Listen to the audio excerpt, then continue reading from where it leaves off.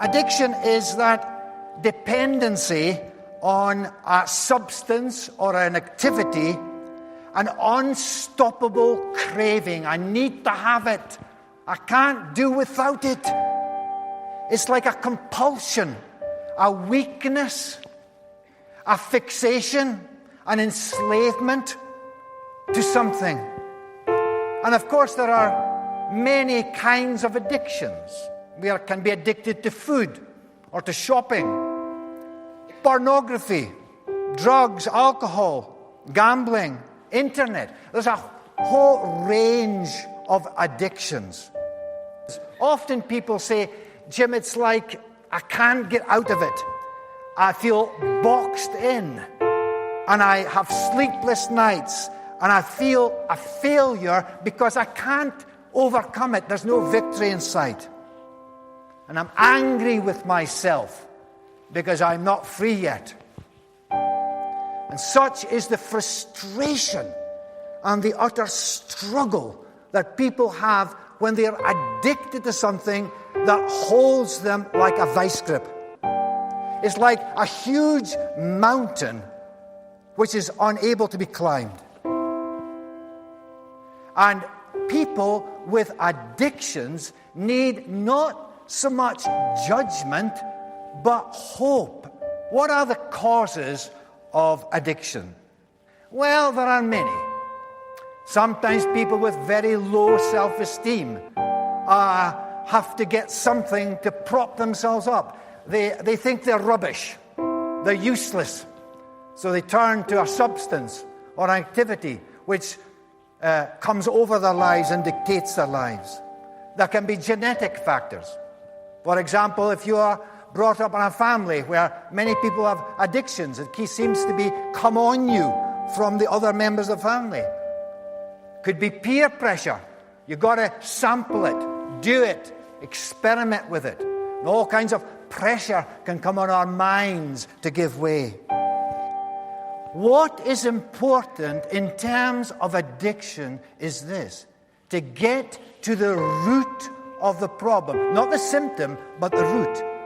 And the Bible teaches us that the root of our problems or anxieties or fixations or problems or addictions is a spiritual root. And once the spiritual root is tackled, then we can deal with the problem.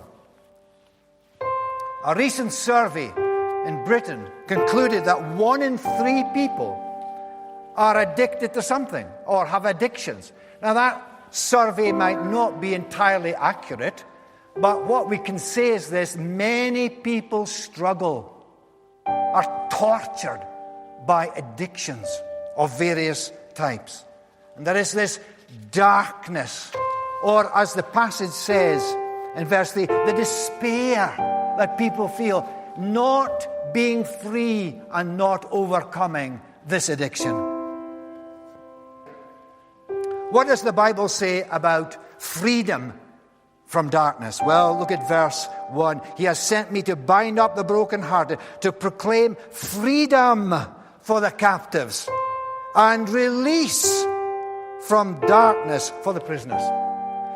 These words are very special. Freedom for the captives and release from darkness for the prisoners.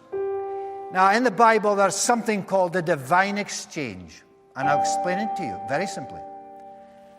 When Jesus Christ died on the cross and rose again, he rendered sin ineffective. He defeated sin and the power of sin and the power of death and the power of despair. That is called the truth of the gospel. And the Bible teaches us that it's the truth or the knowledge of the truth or the application of the truth that sets us free. The fact of the matter is, Jesus has done the work for us. He has broken or cancelled the power of all sin and addictions on the cross by virtue of his death and resurrection. But the other side of the equation is this. That's the truth. That's the fantastic truth. That's what we hold on to. But there's the application of it. There is the belief of it. There is the trust in it. And to make this truth real, we need to activate it. We need to say, Lord, your victory is my victory.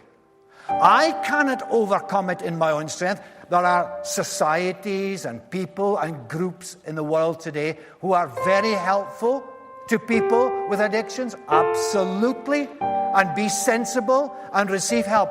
But the real issue, above all other issues, is a spiritual issue. And when Jesus' victory becomes my victory, I am set free and released from darkness. Now, the Bible teaches us, and the gospel message is this, that we can give ourselves to Jesus and our problems and our hang-ups and our addictions. We say, I'll give you that, Lord. That's the deal. I give you those things I can't handle. You give me your spirit, your strength.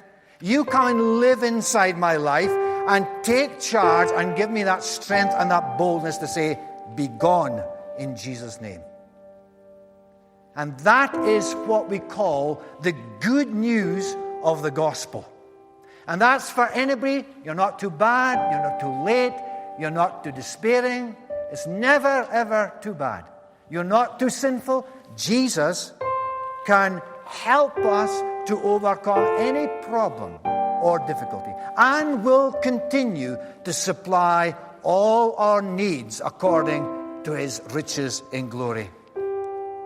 To bestow on them a crown of beauty instead of ashes. A person with addiction doesn't think their lives are beautiful. The oil of gladness instead of mourning and despair. And look, they will be called oaks of righteousness, a planting of the Lord for the display of his splendor. Do you know why Jesus wants to set us free? It's for our benefit, but it's also so that his name is proclaimed throughout all the earth. Maybe there is someone here today and you think, whoa, I'm addicted. I'm in trouble. I'm gagged and bound. Ropes are around me. It feels like that. And I can't break out. I commend Jesus to you and his power to you. Because the power of the cross and the resurrection is able to set us free. Free indeed. And we can say, as the title of the series says, Lord, help me. And many people are crying out to God these days, Lord, help me. And God always responds to that cry. And he'll hear your cry and my cry today.